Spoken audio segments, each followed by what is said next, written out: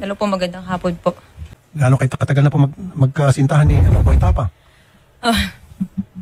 Start po nung December 13. Dito lang po, bago lang. Wala pang 1 year, December Wala 13. Okay. Well, sayang naman po yun. Kahit paano, December, January, February, tatatlong buwan na kayo. Ano bang pinag-ugatan ng away ninyo? Ito po kasi yun pinagbintangan ako na nag-hack po daw ako ng Facebook. Nahinak ko daw po yung Facebook, which is nung isang gabi po, akala niya hinak ko yung Facebook niya, pero lahat po ng Facebook nag-log out.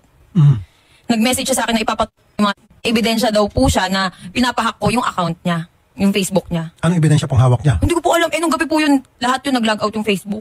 Pero kung kayo po ay magkasintahan, ba't kinakailan pa i-hack yung kanyang... Hindi ko nga po alam. Hindi ko po gawain yun.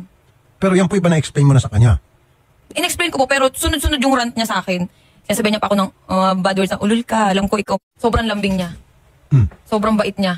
Okay, maganda yung sinabi mo. So, Opo. ano sa tingin mo ang dahilan nung sobrang bait niya, sobrang lambing niya, biglang nag 360 degrees? Sir, selos. Ayun. Yan Selos. sinasabi nila, huwag ka kasing magkaroon ng kasintahang maganda. Oo, di ba?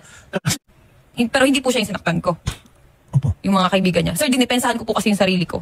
Bumaba ako dun sa resort, nakapanty ako, nagsiswimming po ako dun that time. Tapos, pag akit Ano sinisinga siya yun? Diniklara niya yun sa kanya. Okay. So, ano pa po yung kanyang hinaing?